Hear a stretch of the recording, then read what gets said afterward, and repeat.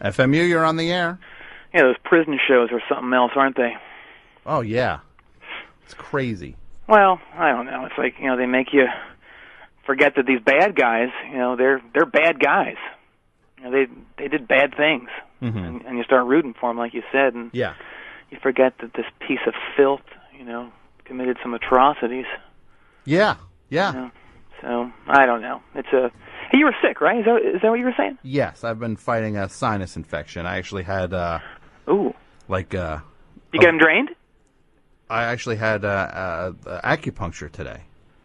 Oh, okay. Well, if you get them drained, Uh-huh. be very careful, okay? Why is that? Well, I've heard of these guys draining people's sinuses, mm-hmm. and they accidentally hit a vein, like the wrong vein or whatever, mm-hmm. and they end up doing what's called it's called a mind drain. A mind drain? Yeah. Actual ideas get drained out. Out of what? Out of the brain. I've seen footage of it. Actual letters and words come out. It's crazy. I've never heard of that. That's it's insane. like that cereal alphabets. Really? Yeah, that's actually how the cereal came about. From some sort of mind drain. Yeah. Thaddeus Post, he was the founder of Post Cereal. Mm-hmm. He was having his sinuses drained, and that actually happened to him. That's crazy. A bunch of his thoughts spilled out into a bowl. Mm-hmm. And unfortunately, I can't say what those thoughts were on the radio. Thank you. He was sick. The founder of Post? Exactly, yeah. So acupuncture, what's that like? It's pretty intense, I got it on my face. You're kidding. No. Oh, my God. Well, another word of advice, mm-hmm. make sure the person doing the acupuncture mm-hmm. doesn't fall asleep or quit in the middle of it. Okay. Why is that? Well, another thing, I've heard that if the pins stay in too long, mm-hmm. they get stuck forever. Stuck forever? Yeah, in your face. That's what happened to the guy who played the monster in that film Hellraiser. What do you mean? You've seen that, right? Yes. He's got like those pins in his face. Mm-hmm. That's the only reason he got the role, was because he already had a pin face. Really? Yeah. So that's how he got the part for Hellraiser, because he already looked like that. Yeah. Well, actually, it's not common, but it's not unheard of, and there were actually 30 other pin faces up for that role, but he had the best reading. Mm-hmm. Yeah. So he was the best actor of all. Absolutely, yeah. All the guys who had pins already stuck in their face. Yeah. But anyway, getting back to the topic at hand, mm-hmm. the prison TV shows. Uh-huh. In the prison shows' favor, or it's a fine line to be walked. You want to be entertaining, but you don't want to paint these scumbags as something, anything less than human filth, basically. Mm-hmm. And you just try to do your best and represent it in all a positive light, but also a stern light too. Yeah. It seems like you're pretty into these things. Like you watch a lot of those prison shows? Well, I've watched a lot, and I've made some. Yeah. You've made some? Yeah. What do you mean made? This is Bill Rutledge. I'm the warden at the Newbridge Correctional Facility. Bill Rutledge? Yeah. Wow. Yeah. You are a guard? I'm the warden. You're the warden? Yes. Yeah, for the last 10 years. At Newbridge Correctional? Yeah, it's been quite a trip, I'll tell you that. Wow. Yeah. So you must see those shows in a completely different light. I do, and I see them, and I think, mine honestly have been better, I think. Your prison shows? Yeah. Well, have I seen them? I've watched Breakout. That's not one of yours? You haven't seen them yet. Mm-hmm. I've done a lot of pilots, basically. Okay. Yeah. Trying to get one on the air? Yeah, absolutely. Yeah, Uh-huh. yeah. The first one was called Pimp My Cell. Pimp My Cell? Yeah, we had these super flamboyant decorators come in mm-hmm. to the prison, and they'd redo the toughest inmate cells. Mm-hmm. Turns out it wasn't the best combination of people. Uh-huh. Yeah. What? 3 of the decorators were eaten. Eaten? Yeah. By the roughest prisoners? Yeah, and then there was Sell My Cell, where we brought in these 3 flamboyant realtors uh-huh. to take prospective buyers on a tour of the cells. Okay. Again, meetings. That did. Oh, okay. Yeah, I have film of this stuff. Store. It's sick. Mm-hmm. Yeah. For these guys. Yeah, those sound like maybe a little off, like a little miscalculation. Yeah. But I retooled, and you must have seen this show. It's called Undercover Boss. Yes, that's on the CBS, I think. Exactly, yeah. We did a variation on that, where I went undercover as an inmate. You as the warden. Yes. Went undercover as an inmate. Yep. Yeah. I want to get the real nitty-gritty, true glimpse of the inmate experience. Mm-hmm. And it was great. I made up this great backstory. It was the best. My name was Hector, an itinerant worker with a sadistic streak the size of the Rio Grande. Okay. And I was all set to get loco on the other inmates.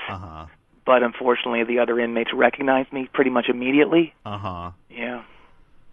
And did they well, what happened when the other inmates recognized you? Well, I have a very distinctive mustache, and I didn't want to shave it off. Yeah, it kind of looks like there's two full-size iguanas on either side of my face. Really? Yeah. Like, wow. So you have a real bushy mustache. Exactly, yeah. Yeah. The ladies really like it, though. They like your mustache? Oh, yeah. Yeah. I actually went on a half date with Lauren Tweez. On a what? A half date? What is a half date? Well, it was supposed to be a full date, but she had to go somewhere right in the middle of the film. Mm-hmm. Yeah, Caligula. It was a very popular film at the time. So you went on a date with Lauren Tweez. Yes, yeah. From Love Boat. And you took her to see Caligula. Yes, yeah. And she left. It was very rude, and I found it especially rude because I was involved in the performance of it. I'm confused here. Well, you know how the Rocky Horror Picture Show, they people come up and they act out the movie? Yes. I was doing that with some of my friends. For this really filthy movie. Hey! What? It's erotic and very pleasing. Ew. Hey. So anyway, a bunch of the inmates, there were some real tough talkers in this group. Mm-hmm. They realized it was me pretty much instantly. And I was acting all tough, like a real tough talker. But unfortunately, most of my my tough talking references were from shows like Beretta and The White Shadow and Welcome Back, Kotter. So I wasn't really up to date with the kind of verbiage. So I was saying stuff like, "What it is, my man," that kind of stuff. And that gave it away pretty quickly. That they realized you that I wasn't real. Yeah, so they surrounded me when I was in the metal shop, and they knocked me out. Yeah. And then when I woke up, I was welded inside a go-kart they were building. Really? Yeah. You were trapped inside of a go-kart? I was, yeah, for a long time, for at least a week, and they actually entered me in the New Jersey Inmate 500, and I came in fourth. Not bad for my first race. I got a small trophy. Yeah. Trapped inside of it. Yeah. But while I was unconscious, someone got my keys, and about 90 inmates escaped. Yeah. We did end up rounding all but 30 of them, so... All but 30? Yeah. Well, that's a horrible ratio. No, it's not. But then there was Big Papa's House, which I was very excited about also. That's a different show? Yeah, we all thought that was going to get picked up by Nat Geo. Yeah. Big Papa's House. Big Papa's House, yeah. But we had some pretty bad script problems on that. Okay, script problems? Yeah. Like what do you mean? What do you mean? Like what do you mean you had script problems? Well, it was like 80% scripted. Yeah. Well, I thought you were doing reality shows here. Well, you gotta fudge it a little bit to make it interesting. We had some good writers too. You had for Big Papa's House? Yeah. Who wrote on Big Papa's House? Let me think. We had a guy named Brian Stack and a guy named Todd Levin. They write for Conan. Yeah. A guy named Scott Jacobson. Yeah. Writes for a show called Blob Burgers. Called what? Blob Burgers. Love it. Yeah. Blob Burgers. Yeah. Bob's Burgers? What's that? I think that's the show you're talking about. Maybe we're thinking of two different shows because I love Blob Burgers. Okay. Yeah. Jen Kirkman? Yeah. Yeah. Sure. It's very funny. Yeah. Dan Guterman. Mm-hmm. Who else did we have? We had Dino Sex, John Mulaney, Julie Klausner. Sure. Yeah, Very funny. Yeah, great people. Yeah. Hey, who was that one you named a couple names back? Oh, John Mulaney. No, I think it was after that. Oh, Dan Guterman. No, I think it was after that. Jen Kirkman. I think it might have been after that. Oh, Julie Klausner. Before that. Oh, Dino Sex? Dino Sex. Yes. Yeah, I know that name. That's the guy from... Oh, he's also a very accomplished percussionist. Yeah. In addition to being a television writer. Yes, yeah. I think he played in G.G. Allen's band. His packet knocked me out. Yeah. His packet? Yep. Uh-huh. He submitted some stuff. It was great. Yeah. He writes nude, though. That was the one problem. Well, he drums nude in the G.G. Allen's band, or did, you know. Nobody was into him being nude in the office except one person. Yeah. Okay. Who? Guess. No idea. Come on, just guess. One guess. No, I have no idea. One guess. No, I don't know. It was Stack. It was Brian Stack? Yeah. Yeah. Okay, well that's issues going on there, I guess. Surprising, but yeah. But so anyway, I'll tell you one thing off the record: the governor would have a conniption fit if he knew how much of the prison budget went to paying the writing staff and all the production stuff. My acting coach, the catering. Hold on, your acting coach? Yeah, you had an acting coach. I did. Yeah, begrudgingly. But it's a reality show. I know, but I had technically, I was Big Papa. A lot was riding on it, and the director just didn't have faith in me. I was very upset about that. He said I needed one, and I really have a hard time crying on cue. Okay. Yeah, and there were these scenes where the prisoners would tell me there are these horrific problems, and I would have to cry on cue, but I couldn't. So Rhonda, my acting coach, she was in Exteriors. The Woody Allen movie? No, that's Interiors. No, Exteriors. What's Exteriors? It's the only non-slasher film that Trent L. Strauss did. Okay, he did Exteriors. Yeah, I can see where you got them confused. Yeah.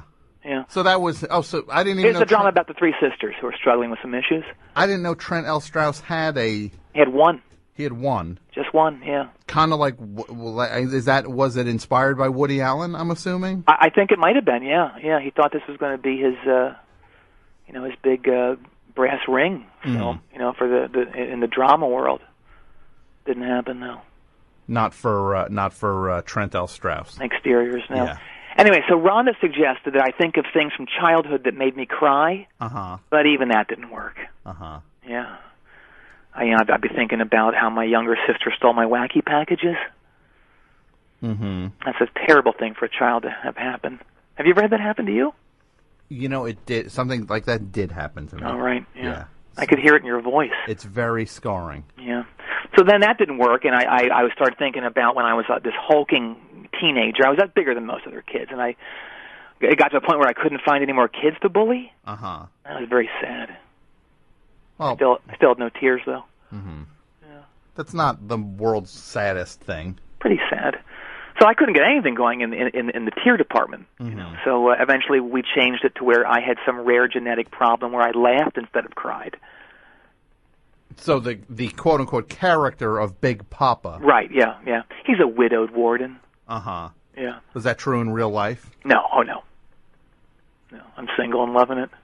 Okay. Well. Yeah. So you're just making these wholesale changes to reality. Well, it was weird. I gotta say that was not believable because I'd be in hysterics while these inmates were telling me these horrific problems.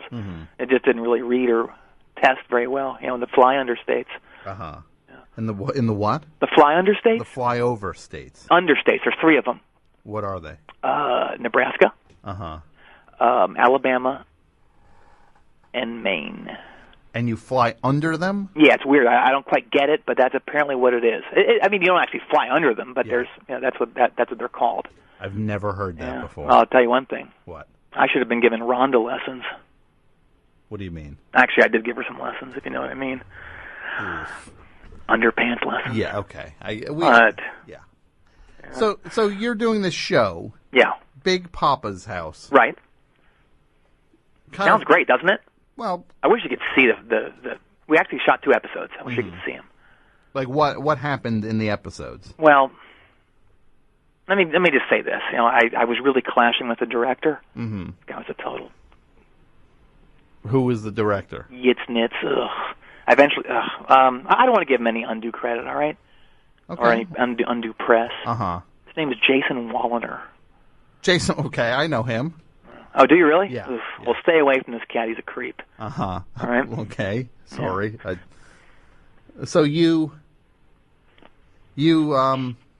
working with this director who's giving you a hard time. Yeah. See, I can't be contained on the set, all right? Mm-hmm. I'm pure emotion in motion. Mm-hmm. That's basically what my satin jacket says on the back. Pure? It says, I'm pure emotion in motion. Pure emotion in motion. Yeah. But this Wallner cat, he wanted it safe and by the numbers. Mm-hmm. You don't get that with me, though. You're not by the numbers. No. I need to be able to express myself and take a scene to a place it's never been before. Mm-hmm. You know? And the scripts these clowns were coming up with, they had no wow moments. Mm-hmm. You know, so I had to make them. I had to make wow moments.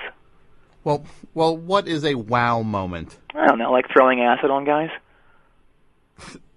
You know, fair enough. That's a wow moment. Making love to my secretary Sheila Larson on a riding mower. Whatever it took, basically. On this show. Oh yeah. That's horrifying. Yeah. Anyway, this cat Wallner, he wanted me to play it like Dick Van Patten.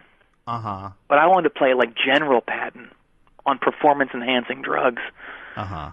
I wish there was a less wieldy way of saying that, but there isn't, I guess. Yeah, that's a little brazen. Yeah. Yeah. So we butted heads all the time, though. Uh-huh. Tough stuff, you know. It was very frustrating. Mm-hmm. Yeah. He said I wasn't committed enough to the role. Uh-huh. I'll tell you one thing. I gained 90 pounds for that role. To play Big Papa. Big Papa. You could say I ate a lot of rolls for that role. Uh-huh. Do you get that? Yeah. Well, yes, I definitely get that. I guess I could have said I ate a lot of buns or candy for that role, but that wouldn't have the same impact. No. It didn't sound like you got it either way. Mm-hmm. Yeah, it wouldn't have had the same... impact. Yeah, impact. So I ended up firing him. Mm-hmm. Yeah. So you fired the director. Yeah, and I realized I could do that job with my face tied behind my back. Uh-huh. You know? With your face tied behind your back. Yeah. So we start up on this next episode, and there's this writer's revolt, like halfway through. Uh-huh. And these dipnits wouldn't take me seriously. Really? Yeah, they just couldn't see past the director's uniform. Uh-huh. Yeah. The director's uniform? Yeah. What do you mean by uniform? I wore a traditional director's uniform. I don't know what that means. You've seen the classic director in films, you know, jodhpurs, you know, riding boots, a riding crop. Mm-hmm. You know, I was always yelling into a megaphone. Really? Yeah. So it's more of a barking than a yelling. I was always barking at the writers. Yeah, so it's like a kind of like a modern day Harold Hecuba. That's from from Gilligan's Island. Exactly. Yeah. Philip Silvers played him. Yeah, Phil Silvers played a director on Gilligan's Island. Yeah. So you modeled yourself after that. A very commanding presence. Yeah. Uh-huh. Some might say the power went to my head a little bit. Uh-huh. Yeah. I made Jen Kirkman eat dog food out of my shoe, using another shoe as a fork. Ooh. Very messy. Yeah, that's unsettling. And then I beat Brian Stack with a swimming pool. With a what? A swimming pool? It was a child's pool. Uh-huh. Okay. Yeah. So you kind of lost your marbles a little bit. No, I didn't. No, I didn't at all. The writers ended up quitting as we were about to shoot this scene that I was very excited about. Basically, I'll nutshell it for you, okay? Okay. The prisoners in one cell block, they were all set to sneak out that night to see a big rock concert. Uh-huh. And, you know, they let themselves down on these tied together sheets, bed sheets. Mm-hmm. And they'd run off to this concert. And then, but at the end of the episode, they're supposed to come back in time for bed check that night. Mm-hmm. But they didn't come back. Uh-huh, okay. Yeah, there were 5 of them. But we did round up 2 of them, so... So that's less than half. Well, yeah. That didn't come back. They didn't come back yet, yeah. For the big rock concert. Yep, and to top it all off, the band that we wanted to get for the episode, the Foo Fighters, backed out. Uh-huh. We had to go with what was, in my opinion, a way lesser band. Uh-huh. Who was that? Ted Leo and the Pharmacists. They were the band that they were trying to sneak out to see. Exactly, yeah, yeah. And they're actually in the episode. They had lines, and the lead idiot, the lead pharmacist, just couldn't get his line right. He must have tried it 80 times. And that's Ted Leo? I guess so, yeah. So you're okay, well, it was an easy line, too. What was it? It was like, pleased to meet you, sir. It's such an honor to be in your wonderful prison. Can we clean it? This is a line he's saying to you. Yeah, he tried to say to me. It was like he was on blue or something. He couldn't. He was like he had something in his mouth. Uh-huh. Yeah. Wow. So this is. I'll tell you one thing though. What? I do want to cast his drummer as Charles Manson in a musical I'm writing for Hustler. You're writing a musical for Hustler. Hustler Filmed Entertainment. Okay. It's a very exciting venture. Yeah. Uh-huh. Yeah. Okay. Yeah. I didn't know that they were making movies. Absolutely, yeah. Is it an adult movie? Of course it is. Uh-huh. Yeah. It's horrible. But you try your best. You do your best, and I certainly am not where I expected to be at 57. Mm-hmm. Yeah. Where were you hoping to be at this point? point? I was on track to be an actor, honestly. Okay, because you're doing pretty well to be the warden of a prison. Right. Yeah. Uh-huh. Yeah. I actually had a couple pretty decent sized appearances in some network shows back in 88, 89. Really? Like what shows? Hooperman. That was a John Ritter show, right? Yep. Good memory. Yeah, and Raising Miranda. I don't know that one. It was a James Naughton starred single dadder. Wait, what was it? You're not going to believe what I just saw. What? It was insane. There must have been 13 of these things. Uh-huh. What were they? I think they were mice, but they were going so quick. They had capes on. I think the capes made them faster. The capes made them faster. Yeah, it's crazy. And they did like a little human pyramid. I guess it was like a mouse pyramid. Mm-hmm. And then they all jumped up in the air and they kind of I don't know how many toes a mouse has, but they were just like, they high-fived each other. Mm-hmm. Anyway, getting back to the single dadder. Uh-huh. Yeah. The what? You ever heard that term? No. The single dadder. Yeah, it's a sitcom about a single dad. And that's what, industry lingo? Absolutely, yeah. I've never heard that. Yeah. It's one of those terms you hear. The single dadder. Yep. Is that like that's like a... That sounds it's a variety all the time, yeah. Yeah. Yeah. Okay. So anyway, I was up for this recurring role on Falcon Crest that year. Mm-hmm. But my agent pulled a choke job, and my manager dropped the ball, of course. Mm-hmm. And I had a little run-in with the law that was basically a huge misunderstanding between everybody, all the parties involved. What was that? I got caught with 10 pounds of cocaine in the trunk. Wait, hold on, what? Got caught with 10 pounds of cocaine. I can't hear you. I got caught with 10 pounds of cocaine in my trunk. 10 pounds? Yes, don't judge me. Well, it's a lot. Seems like a lot now. I don't know how it got there, though. Uh-huh. And thankfully, my granduncle pulled some strings and got me house arrest for like 9 years. Mm-hmm. Yeah. Who was your granduncle? Maurice Kern. Oh, okay. The philanthropist. Yeah, the philanthropist. Yeah. I'll tell you, I was really struggling after that, though, and I needed money, so I had to appear in a few films that I'd rather not mention. Mm-hmm. They were directed by Bob L. Strauss, Trent's brother. Mm-hmm. They were all soft X. Soft X. Like, do you care to tell us any of the titles? Well, there's only one title I can say on the air, I think. Okay. Please be cautious, because it's the radio, and we have to be... Right, sure. Well, it's called Dr. Phil and the Women. Dr. Phil... Yeah, and Phil was spelled F-I-L. Oh, okay. I get it. Not like Dr. Phil, like the actor. No. I don't think he existed at that point. Uh-huh. Yeah. Well, I'm sure he existed. He just I don't know. wasn't I don't think so. He seems young. He seems young to you? Yep. That guy does not seem young to me at all. So basically, I'm really floundering at this point. And I got word that my grandfather left me a prison in his will. Uh-huh. Yeah, my grandfather was 130 when he died. You got left a prison in your will? Yeah, that's how all wardens become wardens. It's all handed down. I've never heard that before. It's like funeral directors. It's all kind of in the family. I didn't even know about it. That's crazy. Yeah.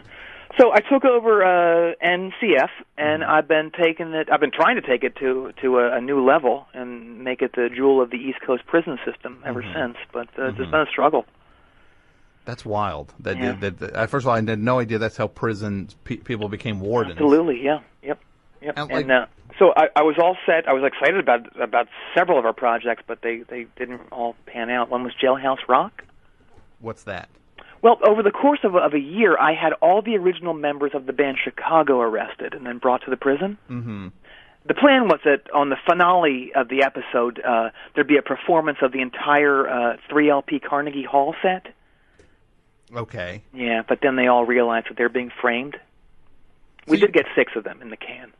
So you were arresting people from Chicago and convicting them? Yes, yeah. So they would be sent to your prison? Yes.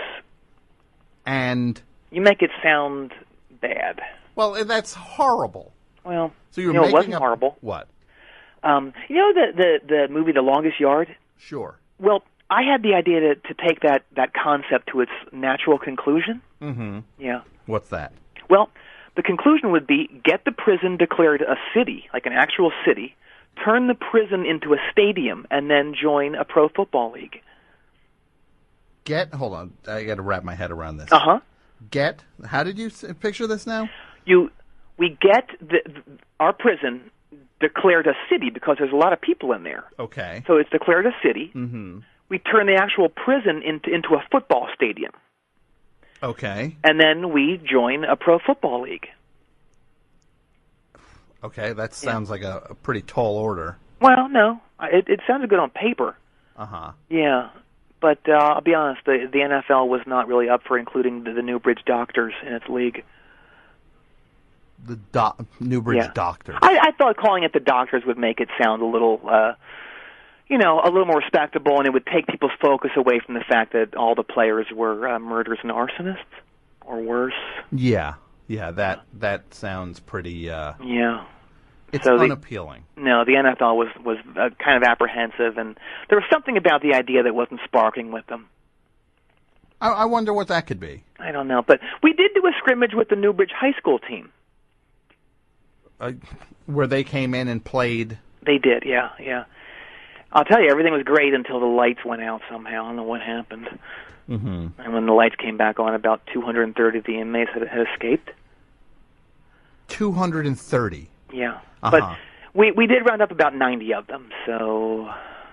That's a horrible percentage. No, it's not. But then everything went right into the dumper on Manhunt. What's Manhunt? Well, basically, here's the concept. We let 3 inmates escape. Mm-hmm. They get 15 minutes for a head start. Mm-hmm. And then we come after them, just like in the old days with dogs and guns and stuff. Mm-hmm. But the prisoners have these con cams fitted onto their hats. Con cams? Yeah. Like a camera? Yeah, a convict camera. Okay. Yeah. So we get their perspective of what it's like to be hunted by other humans and dogs. It's wonderful. Well, why are you not using the camera, what you're seeing from that, to figure out where they are? Well, that wouldn't be good TV. Mm-hmm. Yeah. So anyway, during the pilot shoot, one of the inmates slipped and he fell into a creek and he went down and he really couldn't get up. He was really hurt and he ended up soaking his con cam, and it didn't work at all. So we're kind of screwed in that department. Mm-hmm. He was really hurt and he couldn't run, but the other inmates kept going, of course. So they're still on the loose. Yeah. And the hurt inmate said, "Look, you guys go. Leave me your camera, your big camera. I'll shoot some great B-roll footage of the woods, some pickup stuff." And so I was like, "All right, but you got to promise you're not going to do anything bad, okay?" And he promised he wasn't going to do anything bad. Mm-hmm. And so we took off, and we found the other 2 guys eventually. And hour or two later, we get back to the prison, with our victory. We got these two prisoners, Sure. and everyone's gone. Everyone? Everybody. Every convict? Yeah, everybody. 3,124 inmates. Just gone. How? Well, I think what happened was I must have left the door to my office open, Mm-hmm.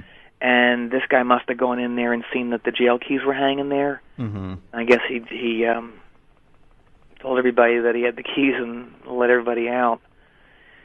We did round up about 135 of them, so there's probably that's like 3,100 prisoners that are still loose. I guess so. And to make matters worse, Yeah.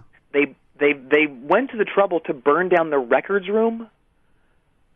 So we have no proof that any of these guys belonged in the prison in the first place. So it's terrible. So what does that mean? Well, it means they could be anywhere, and all over the place. And I'll be honest, I swear the new guy at Starbucks Mm-hmm. is one of my old inmates.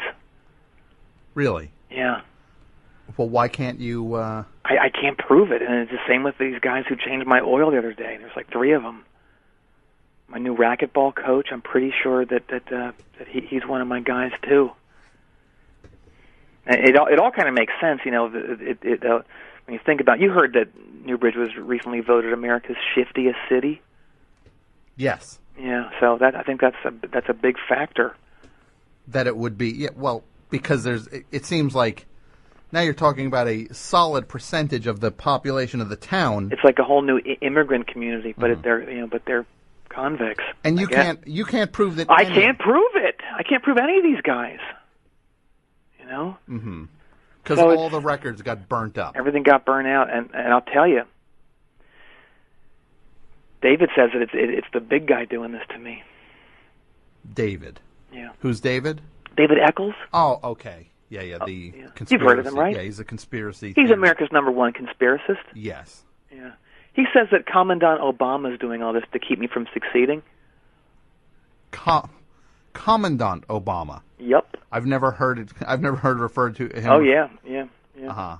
Yeah. David says that Obama has plans to turn all the prisons into death panel palaces. Uh-huh. That's why he wants us out of there. So that he can have an empty prison to execute. Yes. David says he has a tape of Obama explaining to Vice President Vitamin that that's what's going to happen, and he said he also has a film of Obama doing that kind of traditional villain hand-rubbing thing, like, ooh, and saying, I can't wait to zap Grandma and then eat her. I've never heard any of this. David says he has it on tape, on film. Uh-huh. Yeah. David. Yeah. But we do have some great image-building things coming up. I'd love to tell you about it if you got a second. Sure. Well, we've struck a very good deal with an overcrowded prison in Columbia. Mm-hmm. Yeah. Where we'll take a few thousand of their overflow prisoners in exchange for close to $7,000. Mm-hmm. Yeah. And we're very, very excited about it. We want to make these guys feel at home in Newbridge, and so we're going to have a big gala music concert for them when they come, the day they come. And I think I know they're going to love it. Mm-hmm. Yeah, we've got a great lineup so far of some really great groups. Like who's playing it? Let me get my list here. I don't know a lot of these bands actually, but the Decemberists. Oh, okay. Owl City. Uh-huh. Broken Social Scene. Uh-huh. Something called Ariel Pink. Yeah. Deer Hunter. Uh-huh. Beirut. Uh-huh. And something called Beach House. So I think they'll like those music groups. That the convicts are going to... Yeah. I think the convicts are going to not like that lineup. Well, have you heard of Juggalos? Sure. Well, I'm thinking that if this music concert goes well for the Colombians, that I'm hoping that I could entice the Juggalos to have their 2012 gathering at the prison on the grounds here. The gathering of the Juggalos to have Absolutely. at the prison. Yeah. I heard it's a great group of guys. Mm-hmm. Yeah. The Juggalos are. Yeah. But I'll tell you the big thing I'm excited about. What's that? Bring 'em home. Bring 'em home. Yeah. What is Bring 'em home? Well, Bring 'Em Home is the mother of all prison reality shows. Mm-hmm. Yeah. Well, I've never heard of it. Well, you haven't heard of it yet because it hasn't been made yet. Okay. Well, you're saying it like it was... Well, see, that's what we call a psych up. Uh-huh. It's like I'm psyching you up. You psych up the viewer. Okay. You're psyched up, right? Yeah, I am psyched up. Yeah, I could tell in your voice. Anyway, the entire season is the whittling down of the strongest of the strong for an elite six-man team that's going to go overseas and bring back the wrongly imprisoned. Really? So they're going to yeah. bust into overseas prisons and rescue people? Exactly, yeah. And I'll tell you. What? If anyone can get George and the gang back, it's these guys. Who's George and the gang? George. I don't know who that is. George Hardy. No. Don't know who that is. George Hardy and the cast of Troll 2? Wait, I heard something about this. Yeah. What was it again with them? Well, when they got Bin Laden, basically he was in the midst of having a Troll 2 party. He loved bad movies. Yes, I've heard this. Yeah, he and what's his name from Korea, Kim Jong-il? Yes. They would Skype and watch bad movies together and make fun of them. They bust on them. Uh-huh. So at some point, Bin Laden got the funds together to bring over the entire cast of Troll 2 to have them kind of act out the movie as he was watching it. And then the raid happened, and these guys, just kind of scattered, and they're stuck over there. They're stuck. The cast of Troll 2. They're stuck in Pakistan because they didn't have they got snuck in. They didn't have passports or anything, so they can't get out. Yeah. Wow. And they're still over there. They had to get jobs if they could, and that's not easy for a non-Pakistani to get jobs in Pakistan. Absolutely, like George. I mean, he works at a food cart. A food cart. Yeah. Uh-huh. As the food cart. He is the food cart. Yeah, they pile food on top of him. Wow, that is very humiliating for him. Uh-huh. To be a movie star and then have to be a cart. Well, movie star might be a little bit of a stretch. I've seen the movie. It's good. Troll 2? Yeah, he's great. Uh-huh. Yeah. I'll tell you, the only one of them that's really prospered and done okay is the guy that played the grandfather. Uh-huh. Yeah. Robert Ormsby. Robert Ormsby. Yep. And he was the one who wanted to be in a bad movie. Exactly, yes, and he realized his dream. Uh-huh. Yeah. So he's some kind of he's thought of as some kind of warlord over there. Really? Yeah. The old man from Troll 2 is now a Pakistani warlord. Yeah. He wears some sort of ornate dream catcher, and apparently it hypnotizes all the Pakistani rubes or something. Uh-huh. Yeah. Oh, jeez. What? I can't believe I did this again. What did you do? Well, I went outside for a little smoke break. Mm-hmm. Shut the door to the prison behind me, and guess who forgot his keys? You. Yep. So you locked yourself out of the prison. I did. Hang on, let me... Hey, guys? I'm out here. Guys? Oh, thanks. I just dropped something on me. I don't even want to... Oh, yeah, that's what I thought it was. Great, thanks. Well, hang on. I just texted one of the guards in there to let me in. So I'll just chill out for a bit here.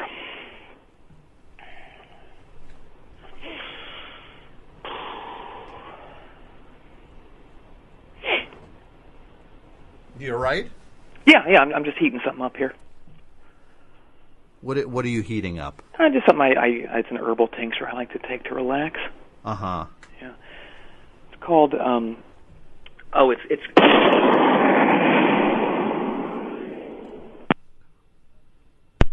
Oh, my God. Oh.